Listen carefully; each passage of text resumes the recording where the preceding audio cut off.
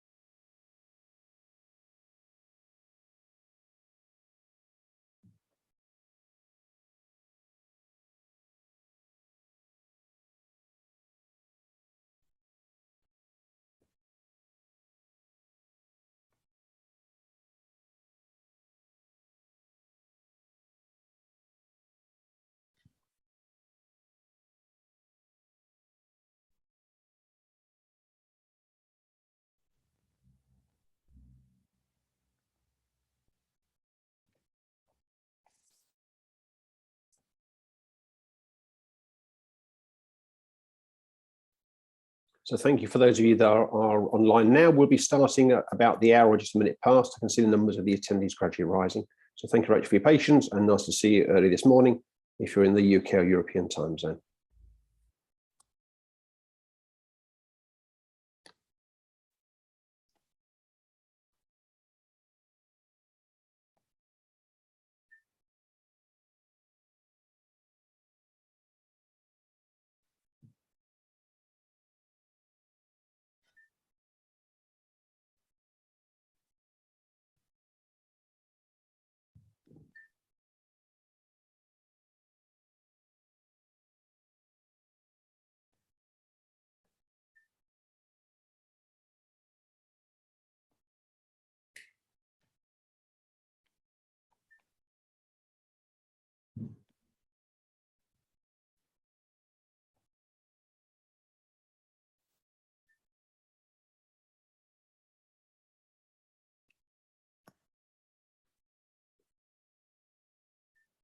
So good morning. We've got just over 100 people registered to attend this webinar this morning. I can see the numbers of attendees gradually rising. So we're just past the hour. So we will kick off, and we'll just do a gradual introduction as we go forward. My name is Ian Machin. I'm the Commercial Director for the Advanced Services Group. Today's webinar will last around about an hour. It's the last of the webinars, the walkthrough webinars we'll be doing this year. We'll have more next year for you. We encourage questions in the webinar. What I'd ask you to do is, if you think of a question, please put it into the Q&A section and not the chat section for Zoom. That makes it much easier for us to see them and to pick them out. Please post the questions throughout the webinar. We've allowed time at the end for you to ask questions of Parachit or Paul, and I'll pull those through and present them to the speaker. So please, the Q&A section for your questions and not the chat. The recording of this webinar, we're recording now, will be available for on demand, on download, so you can go back, see this, and you can also share with your colleagues as well. So thank you very much indeed, and welcome to the Advanced Services Group. And I'm going to introduce you first of all to Paul Jackson. Paul Jackson is with us today. He is the Managing Director from UV Light Technology Limited, and Paul is going to be showing you how he has applied the business model blueprint that you'll be learning about from Parachit in his own business, and we'll come to that bit later on. First of all, though, I'd like to introduce you to Dr. Parachit Naik. who's the Business Development Manager at Advanced Services Group, and he will be taking us through the majority of the presentation today. So without further ado, could I maybe move on to yourself, Parikshit? Would you like to just maybe introduce to us and explain to us what business models are, first of all, so we've got the right context for the rest of the session, please? Sure, of course. Thanks, Ian. Good morning to everyone, and thanks for joining us, Paul. So looking at business models then, the concept of business model itself has been around for a few decades, more than 50 years, and has been developing as an academic and practical concept that has been applied to different industries and has been broadly used, I would say, to describe how businesses function, what they do, sometimes also about how they earn money or how they do business. And now, since the, let's say early 2000s, there's been consensus around what business models really are. The definitions are solidifying, we could say, and there is a modern view that it is an abstract representation of a business, of the architecture of a business rather.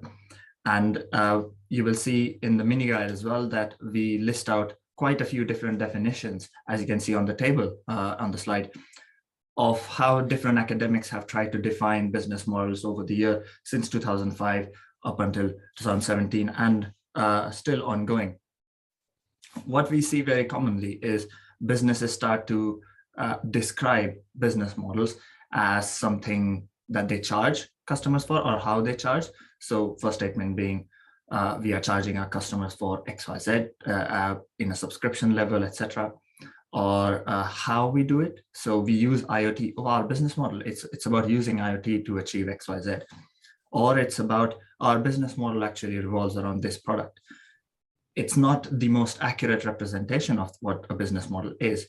And that is what we have tried to get to the bottom of. And now we adopt David Thies's work from his academic work in 2010, where he described the business model as an architecture of the value creation, value delivery, and value capture mechanisms within a business.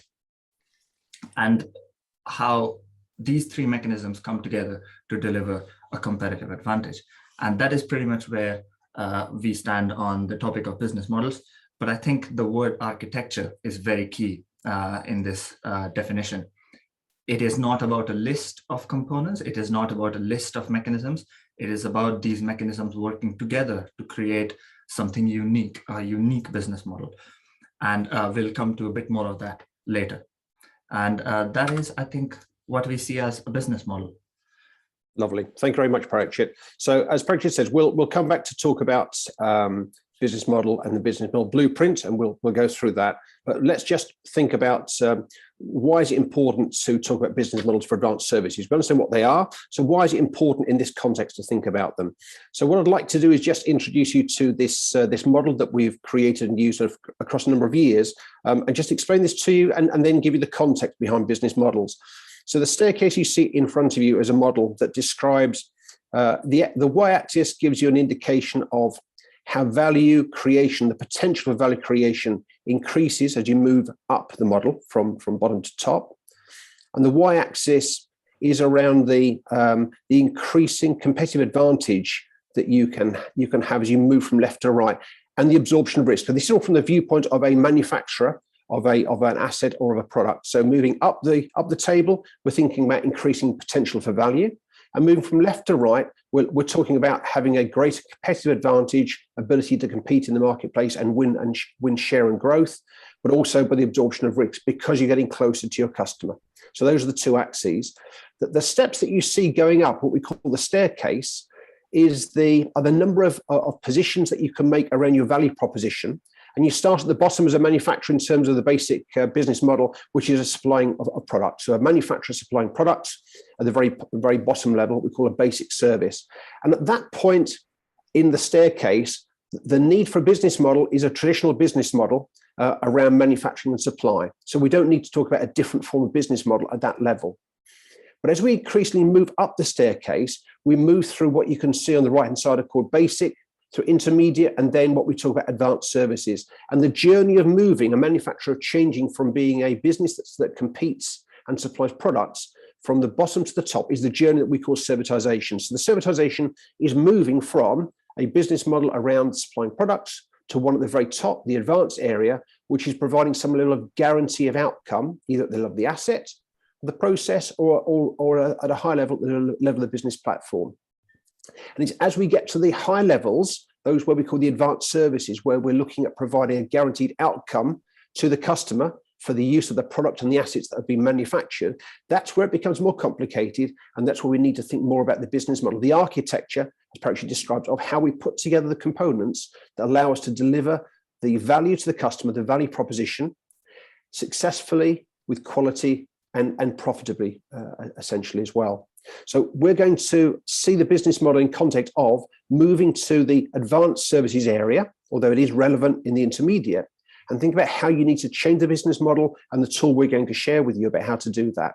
A little bit later on, we're going to ask Paul Jackson, who is going to share with you a real-life example of the business model that he's developed within his business. And he's moved his business model and he's adapted it from the top end of the intermediate, the performance advisory, where the manufacturer is helping to get greater value from the assets, moving up into that first step of the advanced services, which is providing a guarantee of outcome from products. And Paul will talk through that a little bit later on. So I think those are the essential context around business models and why it's important to think about them for advanced services. It's very customer centric, and it's also looking from the point of view of guaranteeing outcomes for the customer. So a very different mindset from supplying products. Is that okay, Patrick, as a context, I guess, for you to move into? Any other comments you'd like to make on this slide?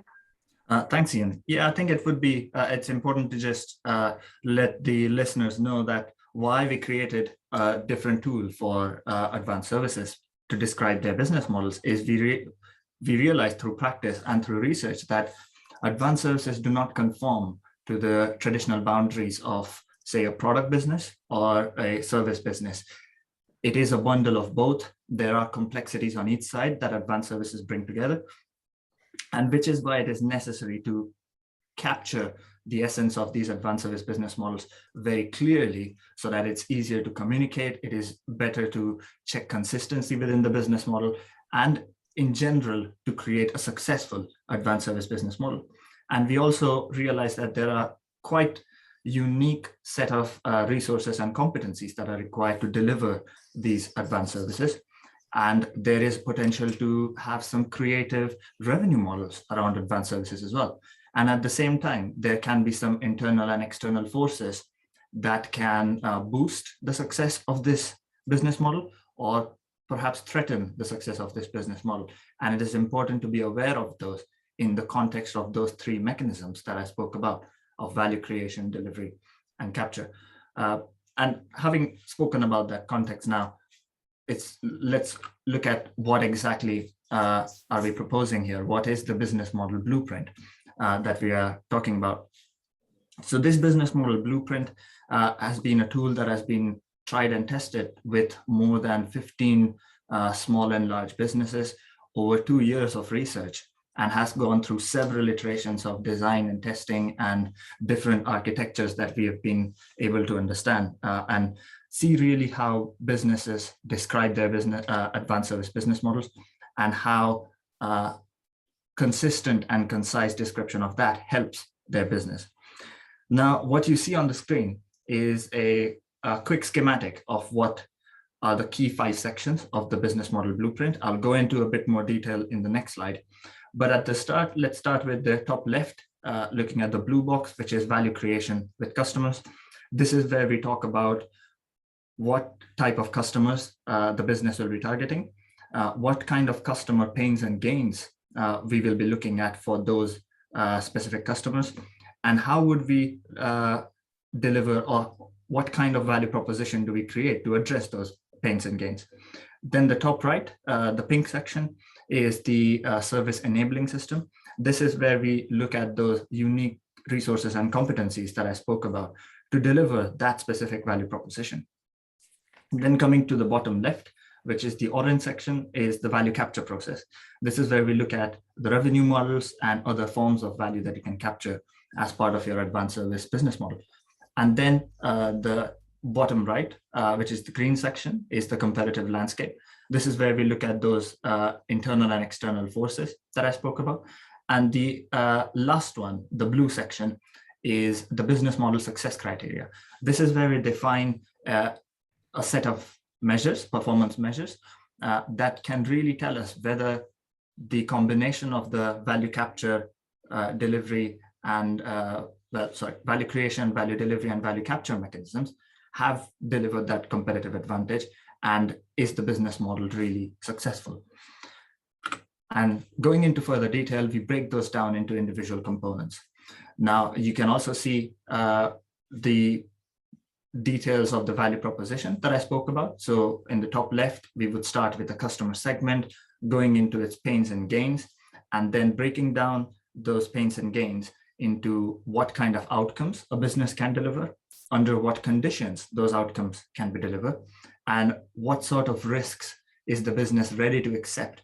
Because as Ian spoke about the staircase, there is an absorption of risk. And this is what we need to accept, that there are certain risks that we are in control of. There are certain risks that we accept, and certain risks that we can manage as contracted conditions as well.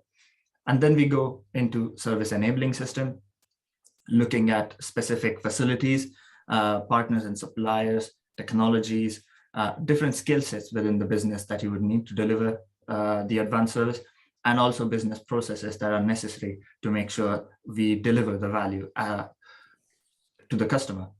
And then looking at the value capture process, we see different revenue models. This is where we can be really creative with the type of revenue models we can use. For more, of course, if you want to look into a bit more of information around revenue models, there's a separate mini guide entirely that you can look at on our website. And we also look at other forms of value capture. We have learned through research and through practice that revenue and monetary value is not the only form that is important in the context of advanced services, but we also look at strategic value of how it differentiates a business from its competitors or helps it gain a strategic position in the market.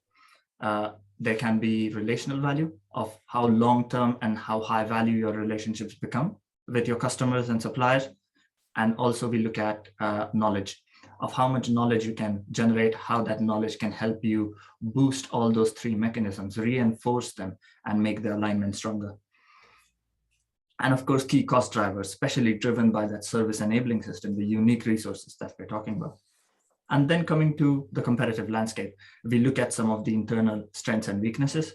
Sometimes it is a strength could be your reputation in the market, but at the same time, your size, especially large businesses, can become a weakness as large businesses tend to be rigid towards change. And at the same time, there could be some external opportunities such as government regulation that are boosting the adoption of advanced services, or certain threats, certain social changes, some environmental changes that can cause competitive threats. And finally, looking at business model success criteria, as I said, it's a performance measure, and the common performance measures in this area we've seen are setting out a certain percentage of revenue that would come through services, or even changing the way we look at success criteria entirely and thinking about the number of relationships that you develop out of this business model as the way to define success criteria. And that is how we have defined the business model blueprint and the different components of it. Over to you, Ian. Thank you very much indeed. There's a lot in there. Thank you very much. I know for some people, maybe the text is small on your screen. That's the danger of trying to fit a lot into a model. And obviously that's you better see closer when we business model blueprint mini guide that we'll talk about later on. So thank you very much, Parikshit. That's great. I think maybe in terms of context, Parikshit, could you maybe just go into perhaps an idea for the people watching when people should be using the business model blueprints and how they should be using it as well. So if you could just talk us through at what point and how they should be using this model to best effect, please. Sure. So when we think about when a business model blueprint can be used, we are talking about a journey of transformation, especially the transformation being servitization. And well, a very effective way of looking at the transformation is through our Advanced Services Transformation Roadmap, which breaks down the journey into 4 key stages of exploration, engagement, expansion, and exploitation. Now, if we think about exploration, this is where businesses could use the blueprint to try and make sense of what advanced services would mean to their own business and convince themselves if it is the right way to go forward, if this is the sort of business model that will help them achieve the outcome they want to achieve, whether it is differentiation, whether it is profitability, whether it is some strategic value that they want to create through their business. Then looking at engagement next, it would be about thinking of piloting their advanced service. So in the exploration phase, they would have, if they are convinced that this is the right way to go, then they would go into engagement, where they would try and design an advanced service value proposition, the top left, and look at the different pains and gains, the different customer segments that they would try to address, and try and define a pilot around these customer segments. And then it would be the blueprint can really help in identifying the gaps in this pilot of what are the components that we know of, what are the components we want to learn about during the pilot, what are the components that we want to test, whether these will really work. Then coming to expansion, assuming that the pilot has gone well, and now we are thinking about, well, let's try and commercialize this pilot, let's try and put it out, scale it.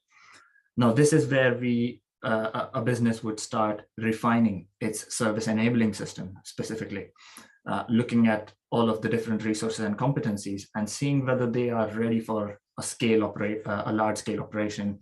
Are there any partners that we need to collaborate with in order to make the value proposition bigger, to reach more customers?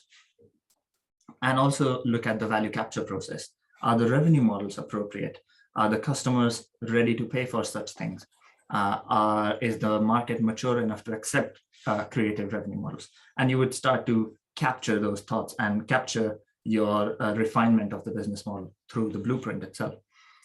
And then we come to exploitation. In exploitation here, we would assume that the scaling up has been in progress and it is going successfully. And now we are looking at the competitive landscape with a focus on the competitive landscape. And we're thinking about, are we aware of our competitive strengths and weaknesses? Are we exploiting those strengths? And are we trying to mitigate those weaknesses? Are there any external opportunities and threats that we need to be aware of and take the opportunities positively as well?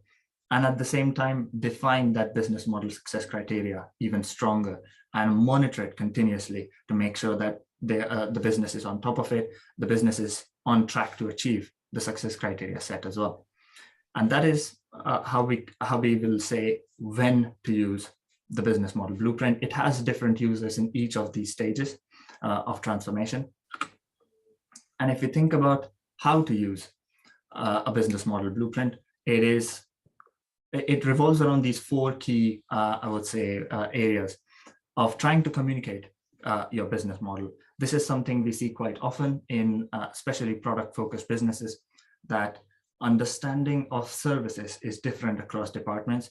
It's different across levels of organization, especially in large organizations where there are different global divisions. It can really create inconsistency of language when you try to define what a business model is, when you try to define what your service is, what your advanced service is.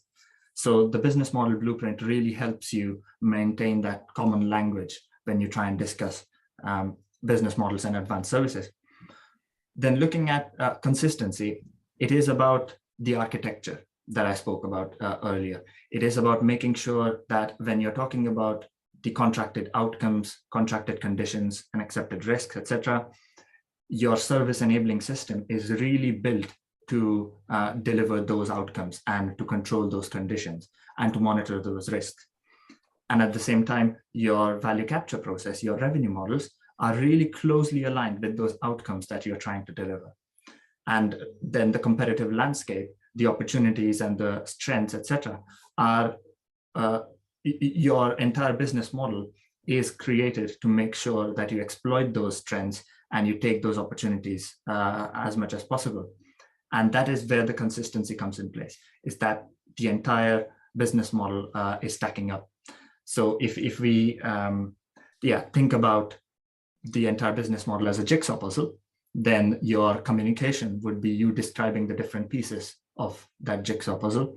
And then the consistency would be about making sure that these jigsaw puzzles actually fit together and you're not putting wrong pieces in the wrong places. Then looking at completeness. And this is where we acknowledge that all components are equally important.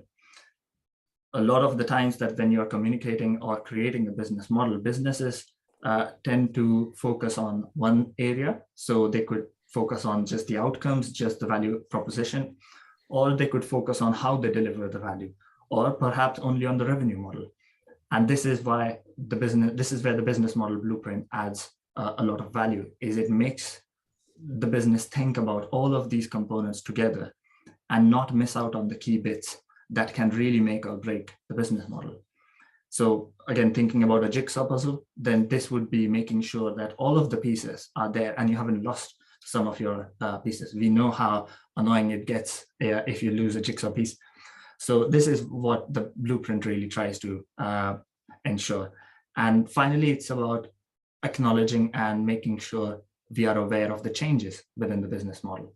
So looking at over time, over the transformation journey that we just spoke about, if there are some changes that occur during the expansion phase, when you're trying to scale up your business model, the business model blueprint allows you to check whether, if you have changed some of the outcomes, if your revenue model is still defined in a way that it can deliver the same outcomes, or if your service enabling system is still good enough to deliver those new outcomes.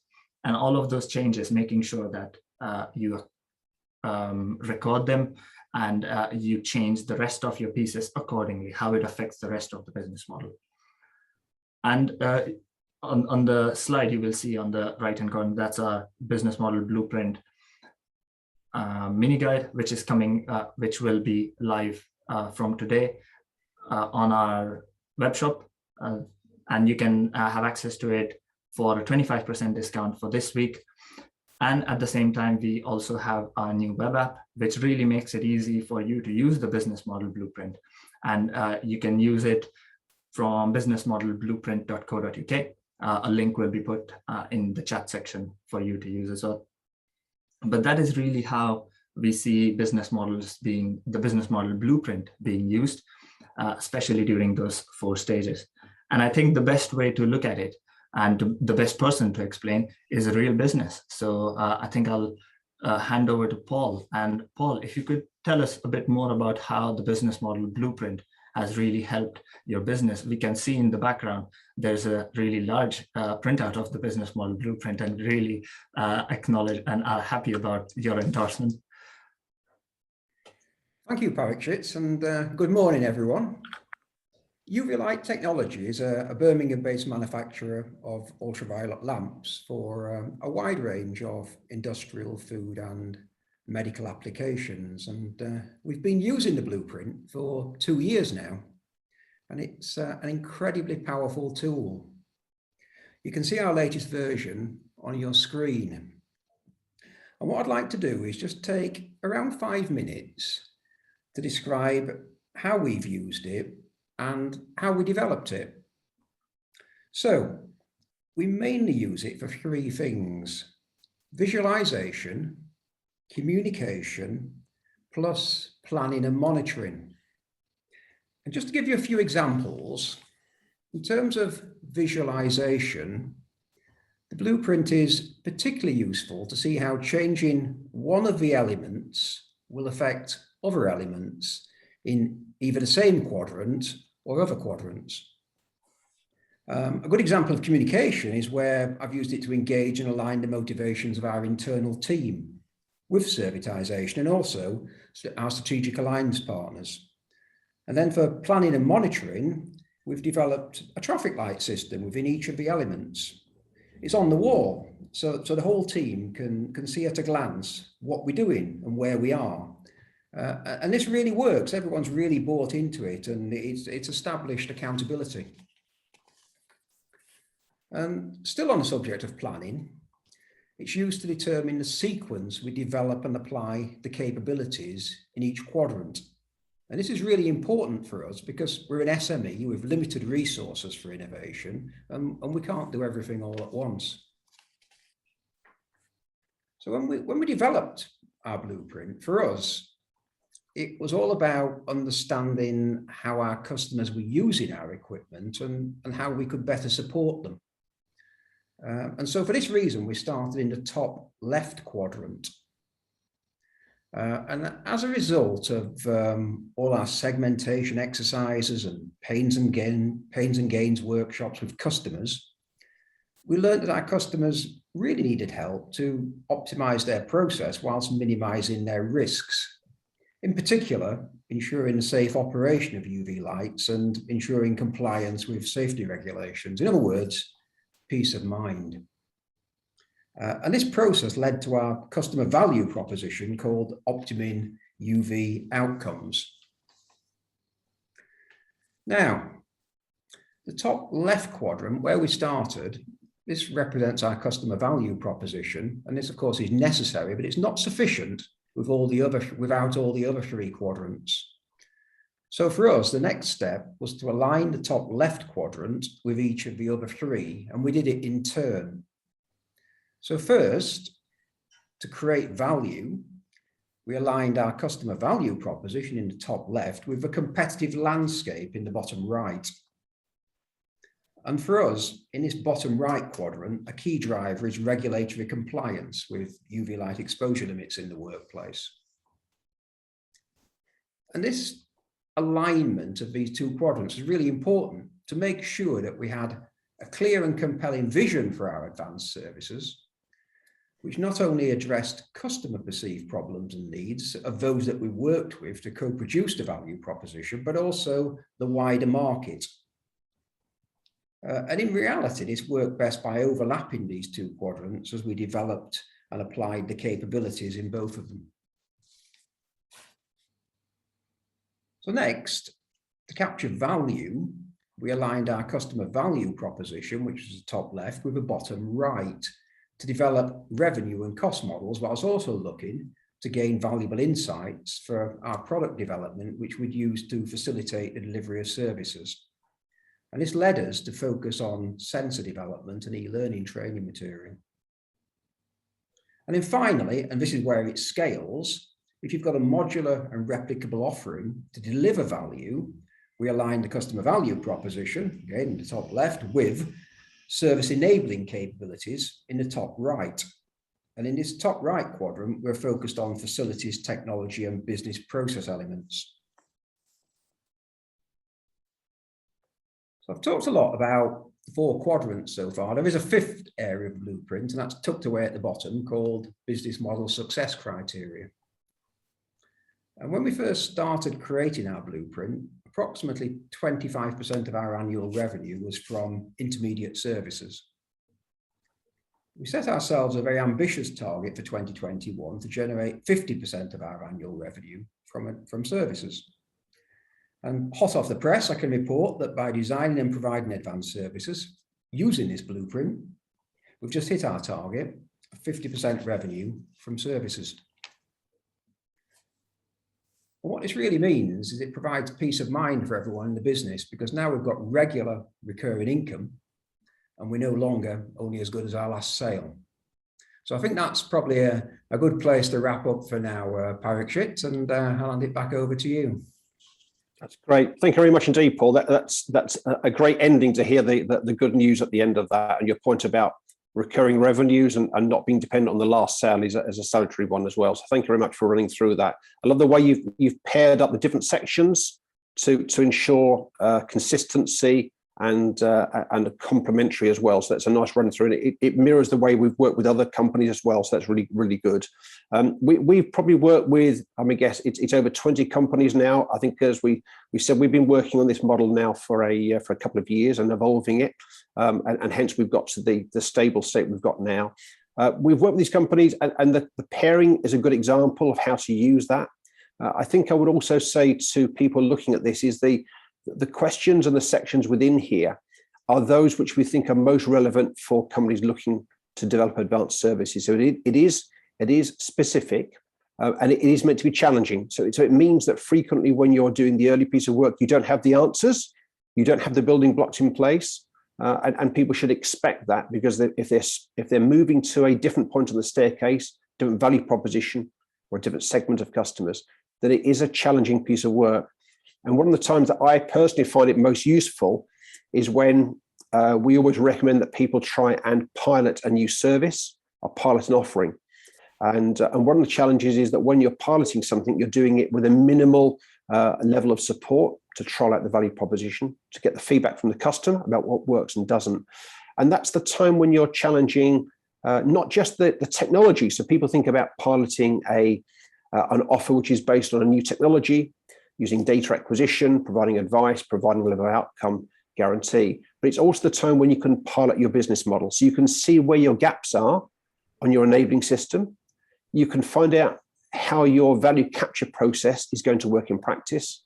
And it gives you a sense of whether you are competitive and whether you've got something different to offer. So seeing a piloting of both the technology, the offer, and indeed the business model allows you to grow and move forward. And I think, as Parikshit described the movement through the transformation roadmap, this is a living document that evolves as you move through. So it's a matter of capturing where you are, capturing where you want to get to, but using it as a document which can gradually evolve as you strengthen each of these components. And these are the ones we find to be most important. So we're looking for the key things that need to be built or added to traditional business. And we're not trying to replicate the business models of successful manufacturing businesses.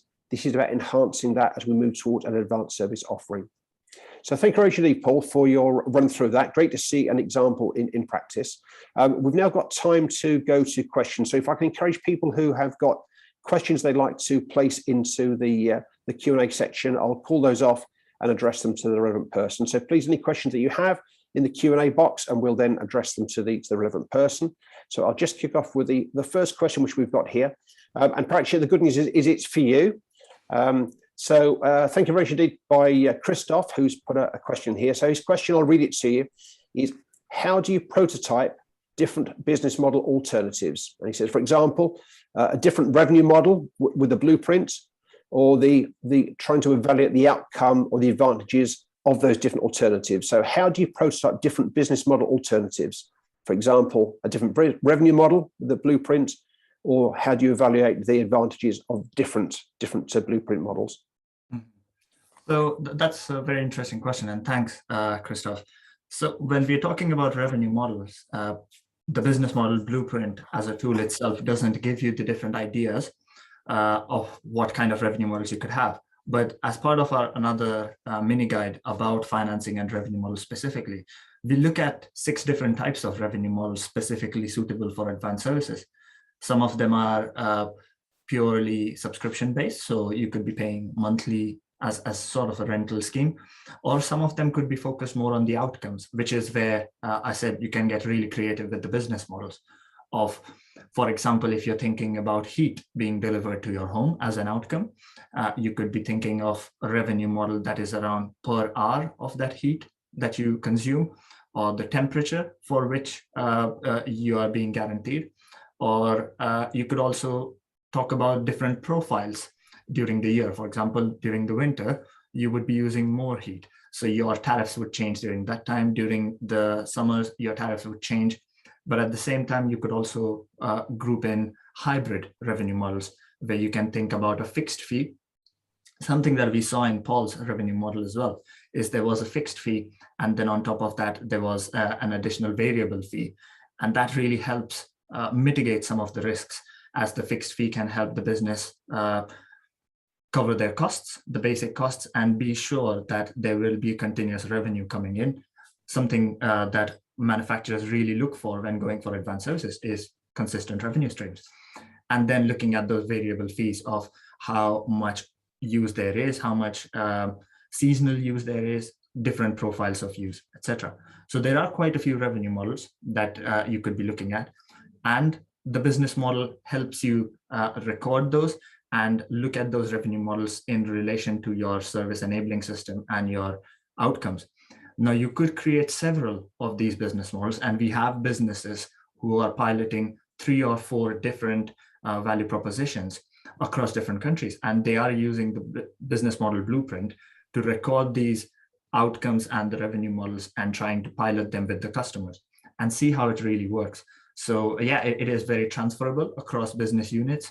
It can work with different pilots. What really depends on what the value proposition is. And especially in that case where we have different global divisions working on this business model blueprint, they can really communicate it easily between themselves that, oh, my top left says this. How is your pilot going? Oh, our top bottom right is really not working for us, etc. Just as an example. But yes, it can really be used. And for those specific items like the revenue model and the value proposition, etc., we have specific tools and techniques to address that in detail as well. Okay, thank you very much, Parikshit. I think the other comment I would make, just reflecting on the use that we've had with this, is that it's quite usual to have a different business model blueprint used when you're addressing a different segment. So quite frequently, if the segment is very different, and by segment we mean a segment of customers who are responding in a different way to an offer. So they have a very different set of drivers, value drivers or regulated drivers, or a different approach to the adoption of advanced services. If they feel very different, and we have a different value offer going to them, then it probably or may often require a different business model blueprint. So a different segment has a potentially a different business model there. It doesn't mean that everything needs to be different. So frequently it's possible to maybe service the business model with a very similar level of top right enabling technologies. So you can reuse the same resources, the same technologies, the same platform to address different segments. But nevertheless, because you're addressing a different segment, the different value proposition, the other elements of the business model can change. So I think it's the other thing to bear in mind about business model. It's not one business model per manufacturer. It can be per segment or where it is necessary to differentiate to be successful. So that would be the other thing that I would just point out for that one. Okay, so Chris, I've got a follow-up question. I'll come to your follow-up question in a second, if I may. The other question which we've received is regarding the starting point for looking at the business models. So we often talk about starting the top left-hand side, looking at value propositions. But Parikshit, could you maybe comment about whether it's possible for someone who maybe has got an identified maybe a disruptive technology or a disruptive capability, which is a significant change on the top right-hand side, can that be the starting point for developing a business model? It can definitely be, yes. And we have seen some examples of those where businesses start in the top right because they have certain, let's say, resources that are really unique. And that is what they want to capture the value most on, is being unique and differentiating themselves on that. And we can start there. However, it is really key that that is not the value proposition. The technology itself is not the value proposition. Your unique technology is there to enable the outcomes that you want to deliver. And those outcomes have to be really customer centric. So again, coming to the point of consistency and things stacking up, it is about making sure that your technology is really addressing those pains and gains of the customer. If it is not, then it's really a matter of technology push and having a technology that the customer doesn't really see value in. And that can become a big problem. Then your success criteria can really be negatively affected. So yes, we can see that. We've also seen businesses starting off with the competitive landscape, where there are some external opportunities, for example, government regulations that really expedite the adoption of certain technologies or certain advanced service propositions. And you could be starting there as well. So if there are some of these elements that you already know of, and those elements are the ones that drive your adoption towards advanced services or drive your servitization journey, that is where you should start.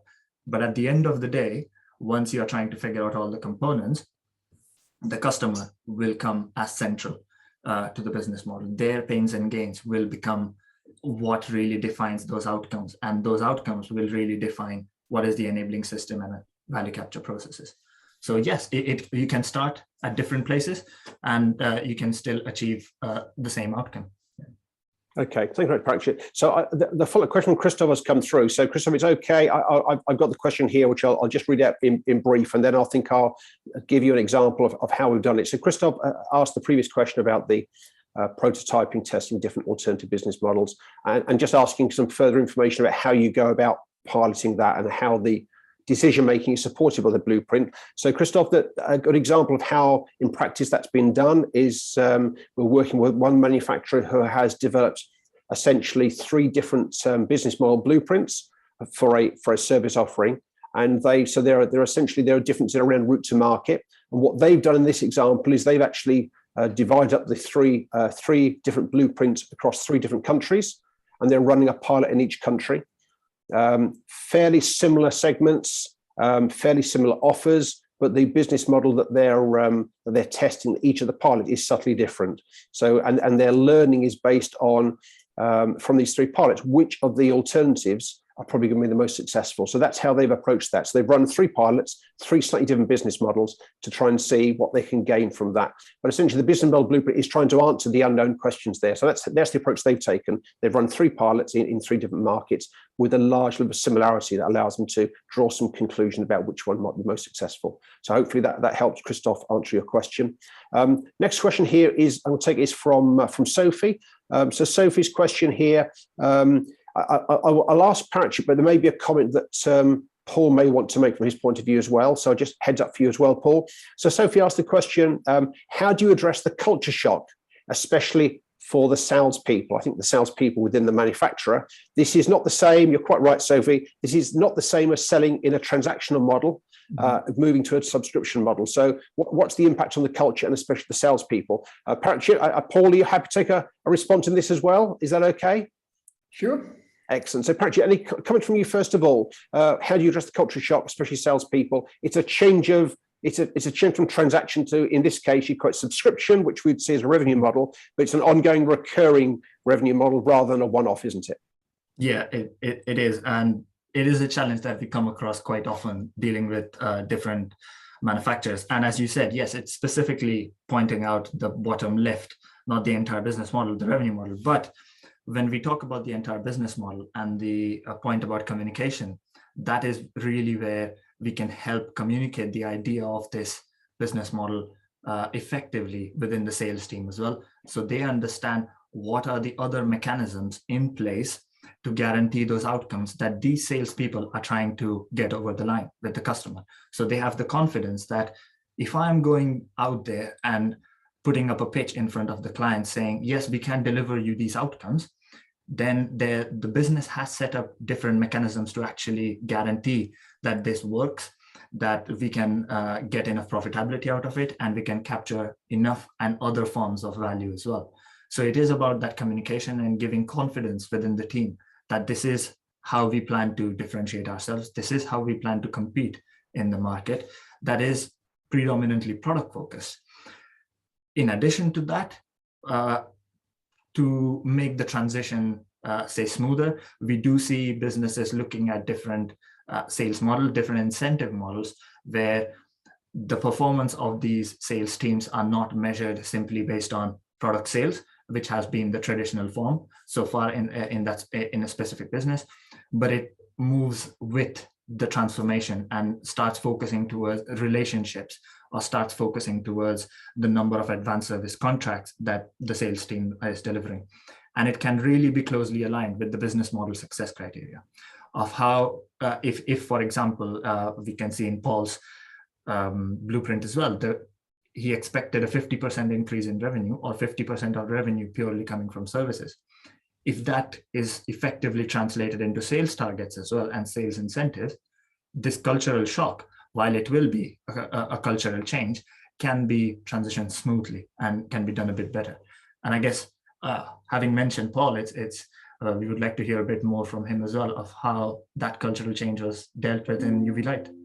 Yeah. So Paul, would you like, I mean, you spoke about using the blueprint as a communication tool. I think you're getting everybody on the same page as well. So could you maybe comment on that and this question from Sophie about the cultural shock that maybe your business experienced, and in particular the people who are the customer facing salespeople? Yeah, sure.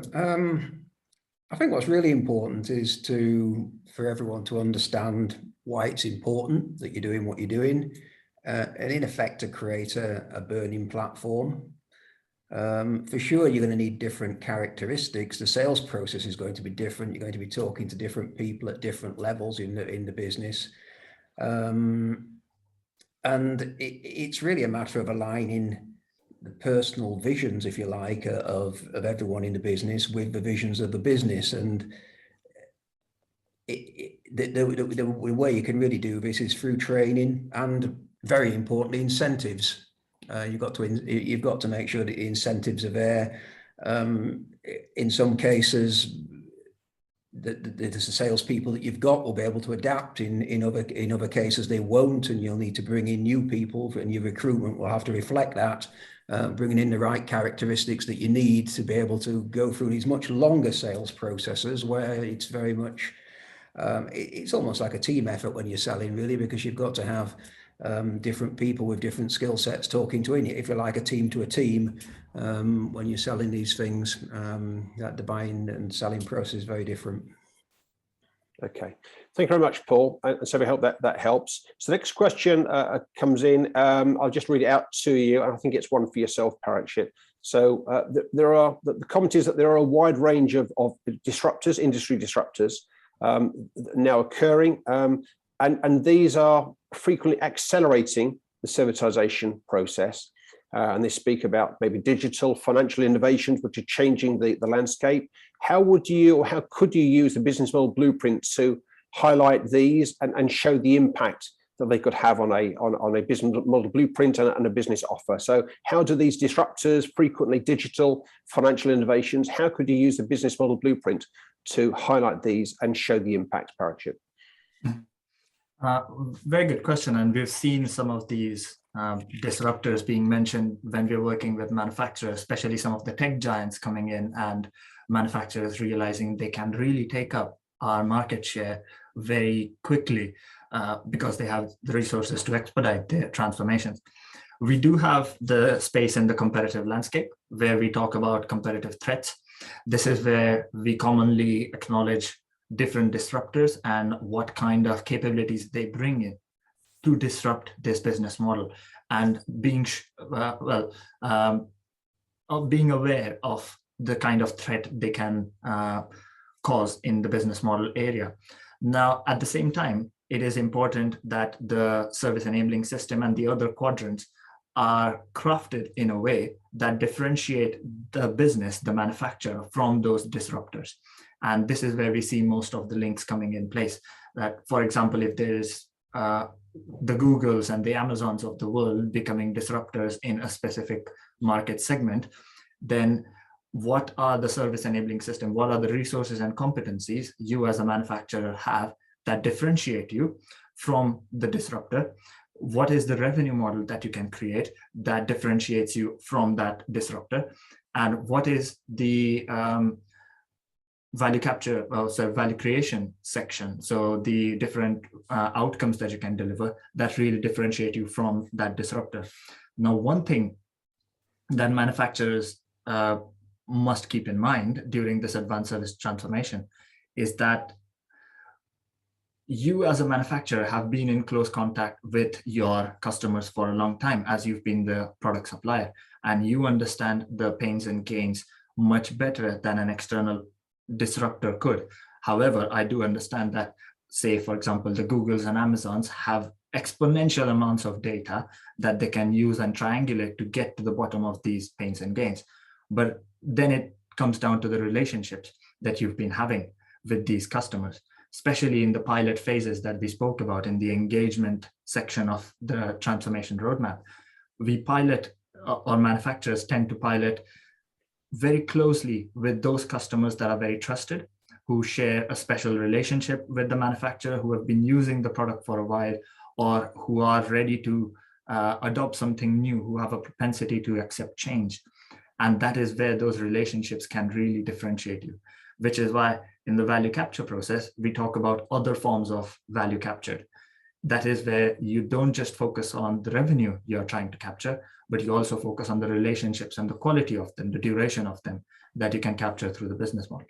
And so that is where, if the disruptor is a big focus of your business model and trying to stay away from it, trying to stay away from a big Amazon taking over your market, then it is about making sure that all of your other systems are crafted well enough to tackle those challenges and to differentiate you in each of the different sections.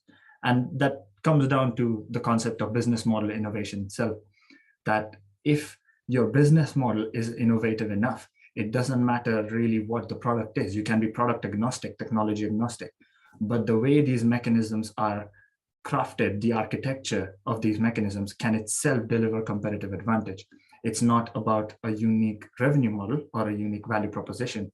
It's the coming together of all of those that can really deliver competitive advantage.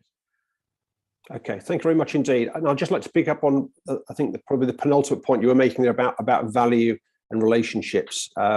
We'll be having another walkthrough webinar in the new year where we're going to be presenting the work that Dr. Kaur Kapoor has been doing about value networks. So frequently the disruptors that the question was referring to around disruptors are often disruptors of the value network and the relationships between end users, routes to market from manufacturers as well. So the business model blueprint is not a panacea.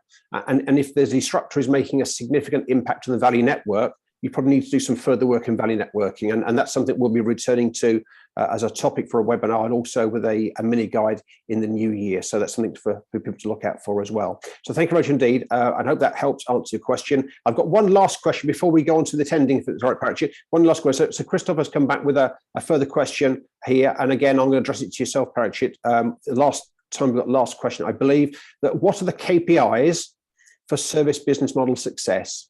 What metrics do you measure the success of the business model innovation process? So those are probably slightly different things. So one is about the KPIs for a service business model to be successful, and then what metrics around the success of the innovation process for a business model. So I don't know if you want to tackle one or both of those. The first one is probably a more straightforward one around KPIs for business models. That the second one probably is probably too long for the time that we've got available, I would guess. So Parachute, KPIs for service business model success, please. Right. So great question. And Christoph, I think it also hints to reminding everyone about our business model blueprint web app. You will find quite a few of these options, possible answers to all of these questions for each of the components in that web app. But coming back to that specific component of business model success criteria, the common KPIs or the common success criteria that manufacturers set that we've seen, the way you saw Paul's success criteria was an X% of revenue coming from services, or an X% of profits coming from services. We also see manufacturers setting out a target for a year. So for example, by 2025, we want to have Y number of contracts that are purely based on advanced services. Or by the end of the next financial year, we want to have X number more relationships that we are talking about purely based on advanced services. So these are some of the success criteria that we see. However, it is important to note that the success criteria is really defined by a combination of the value capture process and the competitive landscape. So if there are certain competitive, let's say, strengths that you really want to exploit, then your success criteria can be about those strengths. If your strength is about your market share, then your success criteria can be maintaining or boosting that market share, if that is what you aim to achieve. When we talk about value capture process, if you have a really innovative revenue model coming in, then you would want to test the business model based on the feasibility of that revenue model. That is also possible. You could be looking at a new hybrid revenue model and say, we want to see by 2025, X number of contracts purely based on that revenue model. If that really works, great, the business model is successful. If it doesn't, something is going wrong. You might have to change the revenue model, or whether you're not delivering the value that you promised, which is why the revenue model is not working. So you can get to the bottom of that way. Thank you very much. Are we at the end of time? Yes. Yeah, that's great. No, that's excellent. Thank you very much indeed. So could just maybe move on to the last slide, Parachute, that's okay. That'd be great. Thank you. Over to you. Well, it's just to thank everyone for attending. I can see we had quite a few registrations and quite a lot of them attended as well. And thank you very much for coming, putting up your questions and listening to us. Thanks again to Paul for taking time out of his business and speaking to us about how useful the business model blueprint has been for your services, Paul. And just to remind everyone that our Spring Servitization Conference, which is the academic conference, is happening in May from 9th to 11th of May in 2022 in Florence, Italy. Hopefully all goes well and we can see a lot of you at the venue. The call for papers is out, so please go on our website at advancedservicesgroup.co.uk and you can find how to submit papers and what are the different areas that we're looking for. Then you can also buy the mini guide. As I mentioned, it is on 25% discount just during this week with a retail price right now of $49.99 plus the 25% discount on top of that. And if you want to get in touch with us, or if you're just curious about how advanced services work, what is servitization, how does that apply to my business, please do get in touch with us at ask@advancedservicesgroup.co.uk. A link to that will be posted in the chat as well. And as I mentioned before, you can access the blueprint via businessmodelblueprint.co.uk as well as form of web app. Thank you very much.